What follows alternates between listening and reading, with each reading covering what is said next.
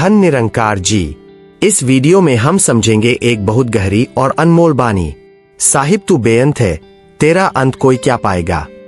यह सिर्फ शब्द नहीं है, यह जीवन का एक ऐसा सत्य है जो हमें बताता है कि परमात्मा क्या है, हम कौन हैं और इस पूरे संसार का आधार क्या है।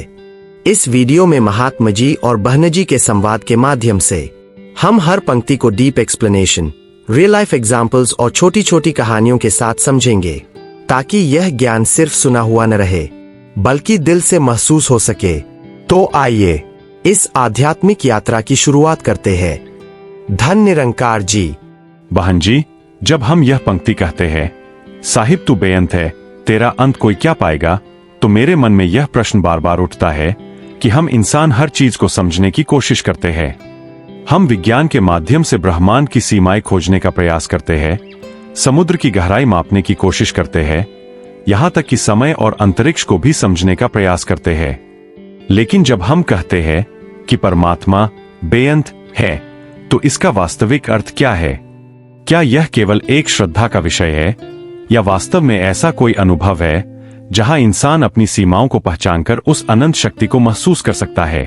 धन निरंकार जी, महात्मा जी, यह पंक्ति इंसान के अहंकार को तोड़कर उसे उसकी वास्तविक स्थिति का एहसास कराती है। बेअंत का अर्थ है जिसका कोई अंत नहीं, जो हर सीमा से परे है।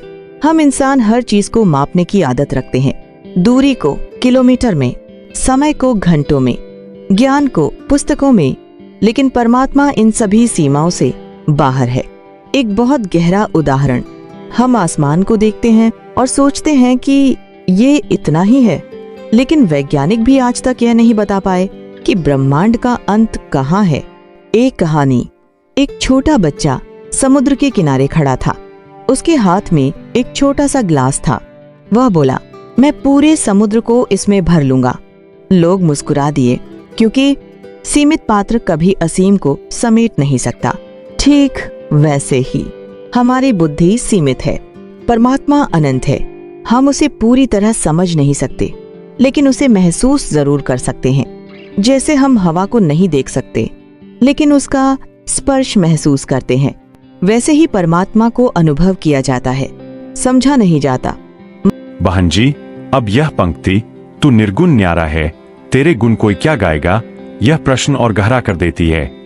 अगर परमात्मा निर्गुण है, किसी भी रूप, रंग और गुणों से परे है, और उसके गुण अनंत है, तो फिर हम उसकी स्तुति क्यों करते हैं?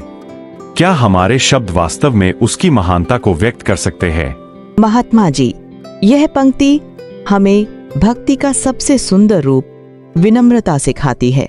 परमात्मा के गुण इतने अनंत हैं कि उन्हें शब्दों में बांधना संभव नहीं, लेकिन इसका मतलब ये नहीं कि हम उसकी स्तुति न करें। एक उदाहरण, एक छोटा बच्चा अपनी माँ के लिए एक ड्राइंग बनाता है। क्या वह माँ के सारे प्रेम को उसमें दिखा सकता है? नहीं, लेकिन वह अपनी भावना जरूर व्यक्त करता है। ठीक वैसे ही हम परमात्मा के गुणों को पूरी तरह नहीं गा सकते, लेकिन अपनी भक्ति जरूर व्यक्त कर सकते हैं। एक संत का अनुभव, उन्होंने कहा, मैं हर दिन परमात्मा का गुणगान करता हूँ और हर दिन लगता है कि आज भी कुछ अधूरा रह गया। यानी जितना समझते हैं उतना ही उसकी महानता का एहसास बढ़ता है और हम और अधिक झुक जाते हैं। बहन जी, अब यदि हम इस पंक्ति पर गहराई से विचार करें, तुझसे धरती, तुझसे अंबर, तुझसे चांद सितारे हैं, तो मेरे मन में यह जिज्ञासा उत्पन्न होती है कि क्या वास्तव में यह पूरा ब्रह्मांड, जो हमें इतना विशाल, विविध और जटिल दिखाई देता है, एक ही परमात्मा से उत्पन्न हुआ है? हम देखते हैं कि धरती पर जीवन है, आकाश अनंत है, चांद और तारे अपनी अपनी जगह पर व्यवस्थित है, सब कुछ अलग अलग और स्वतंत्र दिखाई देता है। तो क्या यह केवल एक आध्यात्मिक दृष्टिकोण है कि सब कुछ एक ही स्रोत से निकला है, या क्या इसे हम किसी उदाहरण, अनुभव या समझ के माध्यम से महसूस कर सकते हैं कि सच में यह सब उसी एक परमात्मा का विस्तार है? महात्मा जी, यह पंक्ति सृष्टि के सबसे गहरे और मूल सत्य को बहुत सरल शब्दों में समझाती है। हमारी आंखें हमें अलग अलग चीजें दिखाती हैं। धरती अलग है, आकाश अलग है, चांद और तारे अलग हैं, लेकिन सच्चाई ये है कि ये सब अलग नहीं है। यह सब उसी एक स्रोत के विभिन्न रूप हैं। इसे एक बहुत सरल उदाहरण से समझिए। एक पेड़ को देखिए, उसकी जड़, तना, शाखाएं, पत्ते और फल सब अलग अलग दिखते हैं। उनका रंग अलग है, आकार अलग है, काम अलग है, लेकिन क्या वे अलग अलग जगह से आए हैं? नहीं, सब एक ही बीज से उत्पन्न हुए हैं। ठीक वैसे ही ये पूरा ब्रह्मांड एक ही बीज से उत्पन्न हुआ है, परमात्मा। एक बहुत सुंदर कहानी। एक बच्चा अपने गुरु से बार बार पूछता था, भगवान कहाँ हैं? गुरु ने एक दिन उसे बाहर ले जाकर आसमान की ओर इशारा किया और कहा, जहाँ तक तुम्हारी नजर जाती है वहां तक वही है, और जहाँ नजर नहीं जाती वहां भी वही है। उस बच्चे ने पहली बार महसूस किया कि भगवान कोई एक जगह नहीं है, बल्कि हर जगह है। महात्मा जी, जब इंसान इस बात को समझ लेता है तो वह हर चीज को अलग अलग नहीं देखता, बल्कि हर चीज में उसी एक परमात्मा को देखने लगता है। और यही इस पंक्ति का असली अनुभव है। बहन जी, अब यदि हम इस पंक्ति को समझने का प्रयास करें, कायम दायम जगह पे अपनी तेरे दम से सारे है, तो यह प्रश्न उठता है कि इस संसार की जो व्यवस्था है, जो संतुलन है, जो नियम है, क्या यह सब अपने आप चल रहा है या इसके पीछे कोई गहरी शक्ति कार्य कर रही है? हम देखते हैं कि सूरज रोज समय पर उगता है, पृथ्वी अपनी गति से घूमती है, ऋतुएं बदलती है। क्या यह केवल प्रकृति के नियम है या इन नियमों के पीछे भी कोई संचालक शक्ति है? यह पंक्ति हमें यह समझाती है कि इस संसार की हर व्यवस्था, हर संतुलन, हर नियम के पीछे एक अदृश्य शक्ति काम कर रही है। हम जो कुछ भी देखते हैं, सूरज का उगना, पृथ्वी का घूमना, ऋतुओं का बदलना, यह सब इतना व्यवस्थित और संतुलित है कि अगर इनमें से एक भी चीज थोड़ी सी भी बदल जाए तो पूरा जीवन अस्त व्यस्त हो सकता है। एक उदाहरण से समझिए। एक घड़ी को देखिए, उसके अंदर बहुत छोटे छोटे पुर्जे होते हैं। अगर उनमें से एक भी पुर्जा खराब हो जाए तो पूरी घड़ी रुक जाती है। अब सोचिए, यह पूरा ब्रह्मांड कितनी बड़ी घड़ी है जिसमें हर चीज परफेक्टली चल रही है। क्या ये अपने आप हो रहा है? नहीं, इसके पीछे एक गहरी व्यवस्था है, एक शक्ति है, एक संचालक है, एक कहानी।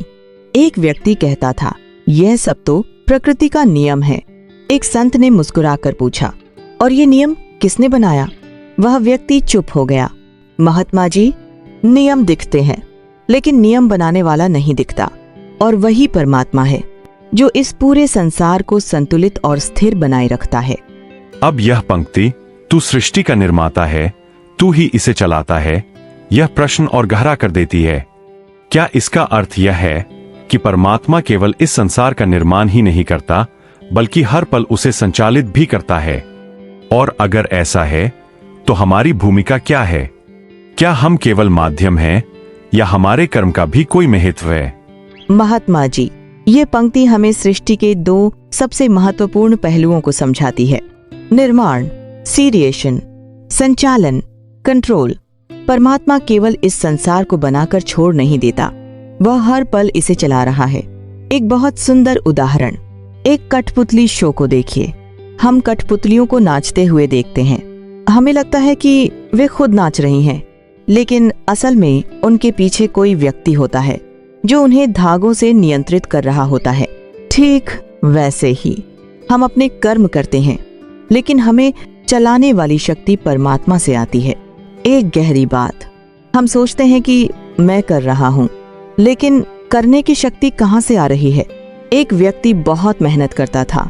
एक दिन वह बीमार पड़ गया और वही काम नहीं कर पाया। तब उसे एहसास हुआ, काम मेरा था लेकिन शक्ति मेरी नहीं थी। इसीलिए परमात्मा निर्माता भी है और संचालक भी, और हम उसके माध्यम हैं। उसके द्वारा दी गई शक्ति से कर्म करते हैं। अब यह पंक्ति, जल थल नभ के हर प्राणी को तू भोजन पहुंचाता है, यह बहुत गहरी करुणा और विश्वास की भावना को दर्शाती है। क्या सच में परमात्मा हर जीव का पालन करता है? और अगर हाँ, तो फिर इंसान को चिंता क्यों होती है? ये पंक्ति हमें विश्वास, ट्रस्ट और समर्पण, सरेंडर सिखाती है। देखिए, एक छोटी सी चींटी भी अपना भोजन ढूंढ लेती है। समुद्र की मछलियां भी जीवित हैं। पक्षी बिना संग्रह किए भी हर दिन भोजन पा लेते हैं। क्या वे बैंक बैलेंस बनाते हैं? क्या वे भविष्य की चिंता करते हैं? नहीं, फिर भी वे जीवित हैं। एक बहुत सुंदर कहानी। एक व्यक्ति बहुत चिंतित रहता था। वह संत के पास गया और बोला, मेरा भविष्य क्या होगा? संत उसे बाहर ले गए और पक्षियों की ओर इशारा करके बोले, इन पक्षियों को देखो, ये ना नौकरी करते हैं ना व्यापार, फिर भी भूखे नहीं रहते। फिर संत ने कहा, जिसने इन्हें बनाया है वही इनका पालन कर रहा है। महात्मा जी, परमात्मा हर जीव का पालन करता है, लेकिन इंसान चिंता इसलिए करता है क्योंकि उसे भरोसा नहीं होता। जब भरोसा आता है, चिंता कम हो जाती है, मन शांत हो जाता है। बहन जी, अब यदि हम इस पंक्ति को गहराई से समझने का प्रयास करें, जग में जिसने जो पाया है सब तेरी सौगात है, तो यह प्रश्न मन में स्वाभाविक रूप से उठता है कि क्या वास्तव में इस संसार में जो कुछ भी हमें मिला है, चाहे वह हमारा शरीर हो, हमारी बुद्धि हो, हमारी क्षमताएं हो, हमारा परिवार हो या हमारी सफलता, क्या यह सब सच में परमात्मा की ही देन है? क्योंकि हम अक्सर यह सोचते हैं कि हमने जो पाया है वह हमारी मेहनत, हमारी लगन और हमारी योग्यता का परिणाम है। तो क्या इस पंक्ति का अर्थ यह है कि हमारी मेहनत का कोई महत्व नहीं है, या फिर यह हमें किसी और गहरी सच्चाई की ओर संकेत करती है? महात्मा जी, यह पंक्ति इंसान के जीवन में कृतज्ञता, ग्रैटिट्यूड और विनम्रता, ह्यूमिलिटी का भाव जगाने के लिए है। यह सही है कि हम मेहनत करते हैं, प्रयास करते हैं, संघर्ष करते हैं, लेकिन एक बार गहराई से सोचिए, मेहनत करने के लिए शरीर किसने दिया? सोचने के लिए बुद्धि किसने दी? अवसर किसने दिए? अगर ये सब हमारे पास न होते तो क्या हम कुछ भी कर पाते? एक बहुत गहरी कहानी। एक व्यक्ति बहुत सफल हो गया। उसने बड़ा नाम और धन कमा लिया। वह गर्व से कहता था, यह सब मैंने अपनी मेहनत से पाया है। एक दिन वह गंभीर रूप से बीमार पड़ गया। वह अपने बिस्तर से उठ भी नहीं पा रहा था। तब उसे एहसास हुआ, जिस शरीर से मैं काम करता था वह भी मेरी अपनी नहीं थी। महात्मा जी, हम प्रयास करते हैं, यह हमारा कर्तव्य है, लेकिन परिणाम और अवसर यह उसकी सौगात है। इसलिए कहा गया, जो कुछ भी हमें मिला है वह एक गिफ्ट है, सौगात है। जब यह समझ आती है, अहंकार खत्म हो जाता है और कृतज्ञता आ जाती है, और वही सच्चा आध्यात्मिक परिवर्तन है। हाँ जी, अब यह पंक्ति, जहाँ के मालिक तूने कुल संसार संभाला है, यह हमें एक बहुत गहरी भावना की ओर ले जाती है। क्या इसका अर्थ यह है कि यह पूरा संसार, चाहे वह कितना भी विशाल और जटिल क्यों न हो, वास्तव में किसी एक परम शक्ति द्वारा संचालित और संरक्षित है? और यदि ऐसा है, तो फिर इंसान के जीवन में जो भय, चिंता और असुरक्षा की भावना होती है, वह क्यों उत्पन्न होती है? क्या यह इसलिए है कि हम उस शक्ति पर पूर्ण विश्वास नहीं कर पाते? महात्मा जी, आपने बहुत गहरा प्रश्न उठाया है। ये पंक्ति हमें भरोसा, ट्रस्ट और समर्पण, सरेंडर का सबसे बड़ा संदेश देती है। सच यह है कि ये पूरा संसार उसी परमात्मा के नियंत्रण में है, वही इसे संभाल रहा है। लेकिन समस्या ये है कि हम ये जानते तो हैं, लेकिन इसे मानते नहीं हैं। एक बहुत सुंदर उदाहरण, एक छोटा बच्चा अपनी माँ की गोद में होता है। उसे कोई डर नहीं होता। क्यों? क्योंकि उसे पूरा भरोसा होता है कि उसकी माँ उसे संभाल लेगी। अब सोचिए, जब एक इंसान अपनी माँ पर इतना भरोसा कर सकता है, तो उस परमात्मा पर क्यों नहीं, जिसने हमें बनाया है? एक कहानी। एक व्यक्ति हमेशा चिंता में रहता था। वह हर बात को लेकर डरता था, भविष्य, पैसा, परिवार। वह एक संत के पास गया। संत ने उससे कहा, तुम अपनी जिंदगी खुद संभालने की कोशिश कर रहे हो, लेकिन एक बार उस पर छोड़कर देखो जिसने तुम्हें बनाया है। महात्मा जी, डर तब तक रहता है जब तक भरोसा नहीं होता, और जब भरोसा आ जाता है तो चिंता खत्म हो जाती है। यही इस पंक्ति का असली अर्थ है। वह संभाल रहा है, बस हमें भरोसा करना सीखना है। अब हम इस बानी की अंतिम पंक्ति पर आते हैं। कहे हरदेव ये रचना तेरी, तू इसका रखवाला है। क्या यह कहना उचित होगा कि यह पूरी बानी का सार है? और यदि हाँ, तो इस पंक्ति से इंसान को अपने जीवन में क्या सीख लेनी चाहिए? कैसे यह समझ उसके जीवन को बदल सकती है? महात्मा जी, यह पंक्ति वास्तव में पूरी बाणी का निष्कर्ष, कंक्लूजन है। ये हमें एक बहुत सरल लेकिन गहरी सच्चाई समझाती है। यह संसार उसकी रचना है और वही इसका रक्षक है। एक बहुत सुंदर उदाहरण, एक कुम्हार मिट्टी से घड़ा बनाता है, वह उसे आकार देता है, लेकिन क्या वह उसे यूं ही छोड़ देता है? नहीं, वह उसकी देखभाल भी करता है, उसे सुरक्षित रखता है। ठीक वैसे ही परमात्मा ने हमें बनाया और वही हमें संभाल रहा है। एक गहरी कहानी। एक व्यक्ति जीवन में बहुत परेशान था। उसे लगता था कि वह अकेला है। एक दिन उसने प्रार्थना की, हे परमात्मा, तू मेरे साथ है या नहीं? उसे अंदर से एक आवाज आई, जब तू चल नहीं पा रहा था तब मैं तुझे उठाकर चला रहा था। महात्मा जी, हम अक्सर खुद को अकेला समझते हैं, लेकिन सच में हम कभी अकेले नहीं होते। जब यह समझ आ जाती है, डर खत्म हो जाता है, विश्वास आ जाता है और मन शांत हो जाता है। और यही इस पूरी वाणी का अंतिम संदेश है। वह है, वही सब कुछ है और वही हमें संभाल रहा है। धन निरंकार जी। धन निरंकार जी। आज हमने इस वाणी के माध्यम से यह समझने की कोशिश की कि परमात्मा अनंत है, उसका कोई अंत नहीं। वही इस पूरे ब्रह्मांड का आधार है, वही हर कण में मौजूद है और वही हमारी हर सांस, हर शक्ति और हर अनुभव का स्रोत है। हम जो कुछ भी देखते हैं, धरती, आकाश, चांद, तारे, सब उसी के रूप है। और जो कुछ भी हमें मिला है वह सब उसकी सौगात है।